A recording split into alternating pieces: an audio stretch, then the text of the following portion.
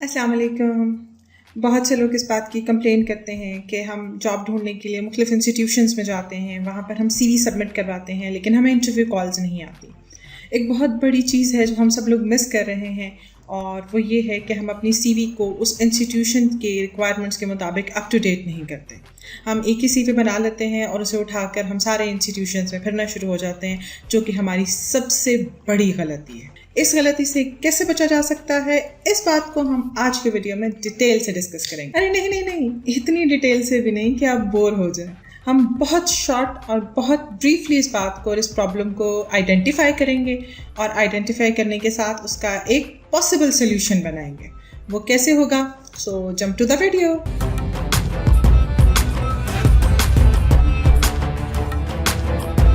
हम यहाँ पर आज 3 मेजर ऐसे प्रॉब्लम्स डिस्कस करने लगे हैं जो कि सीवी से रिलेटेड होते हैं, कि हम एक सीवी बनाते हैं और उसको जाके मुख्तलिफ इंस्टीट्यूशंस में देना शुरू कर देते हैं और अपने हाथों से अपनी नौकरी को खुद गंवा देते हैं।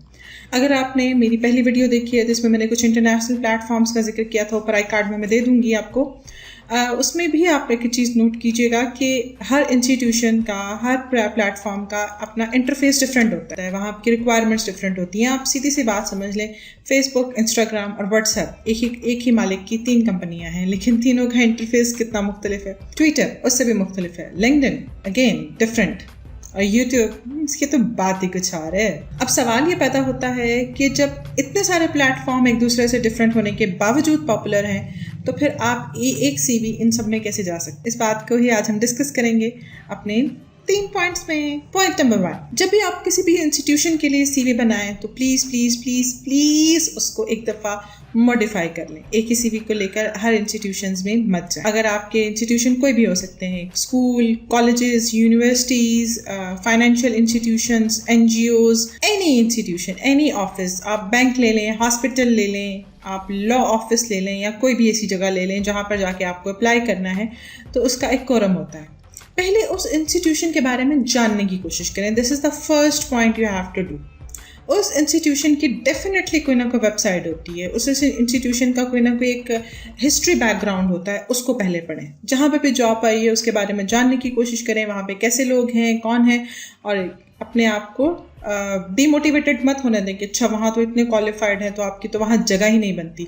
अपने ऊपर एतमाद सबसे ज़्यादा ज़रूरी चीज़ होती है। तो सबसे पहला काम आपने क्या करना है कि आपने हर इंस्टीट्यूशन के उस प्लेटफॉर्म्स पे जाकर, उनकी वेबसाइट्स पे जाकर, उनके जितनी भी हिस्ट्री मौजूद है आपके ऑनलाइन या ऑफलाइन, आपने उसको ज़रूर चेक करना है वहाँ पे अप्लाई करने से पहले।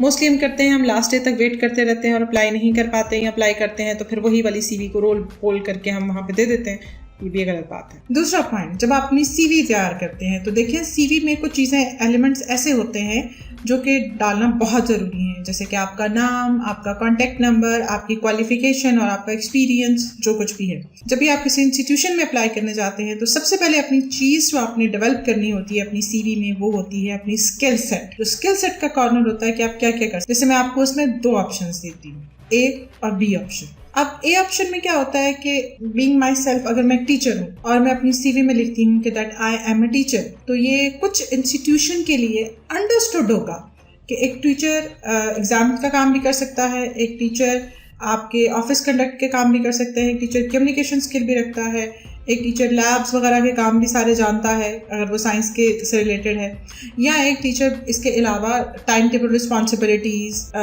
Lesson plan responsibilities, diary responsibilities, copy checking responsibilities already करता है।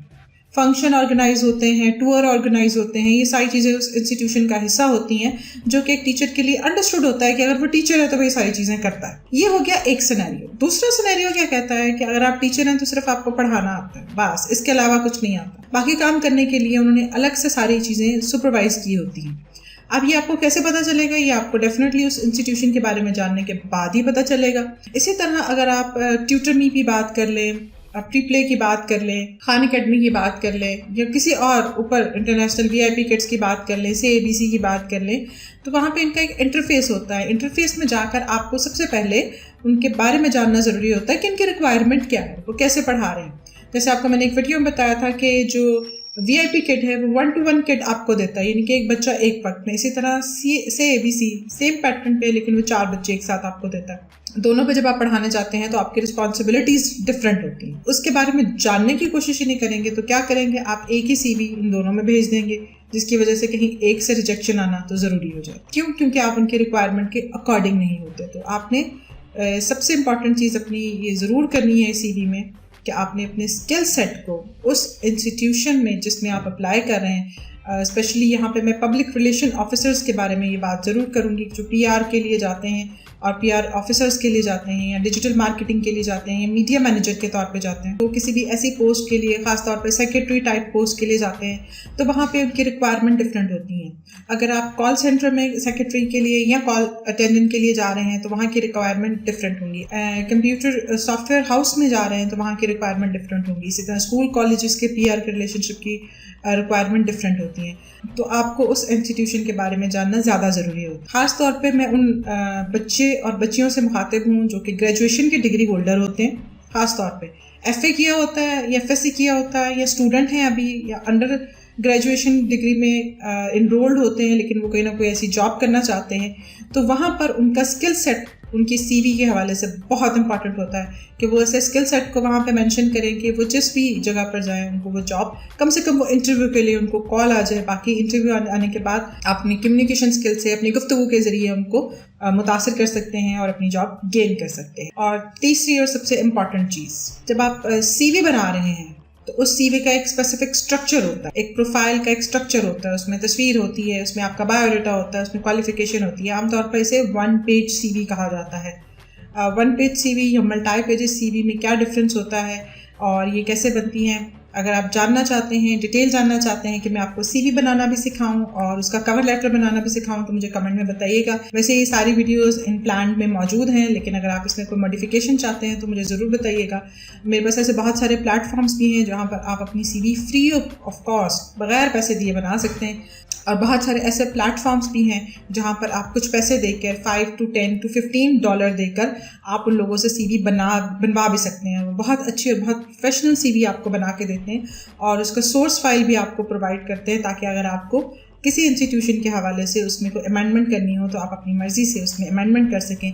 डिज़ाइन और स्ट्रक्चर वो आपको बेसिक बना देते हैं। अगर आप ये सारी डिटेल जानना चाहते हैं तो मुझे कमेंट्स में ज़रूर बताइएगा, तो मैं आने वाली वीडियोस में उनका ज़रूर जिक्र करूँगी, बल्कि उनको रेकमेंड भी करूँगी कि आप वहाँ से जाके CV को अच्छे तरीके से बनवाइएगा। और बहुत सारे ऐसे प्लेटफॉर्म भी हैं जहाँ पर आप जाके फ्री ऑफ कॉस्ट, मगर आपको पैसे खर्च करने की ज़रूरत ही नहीं है आपको, आप वहाँ पर जाके उनसे फ्री ऑफ कॉस्ट भी CV डेवलप करवा सकते हैं। ये कम से कम एक रफ स्ट्रक्चर आप उनसे ले सकते हैं। और एक आम बेसिक सी CV है वो नेक्स्ट वीडियो में मैं आपको बनाना सिखा दूंगी। या आप उसमें कोई स्पेशल क्वेश्चन करना चाहते हैं तो आप मुझे कमेंट्स में बता सकते हैं, मैं उसे ऐड कर लूँगी। तो अभी तक अल्लाह हाफ़िज़, आई एम साइनिंग आउट।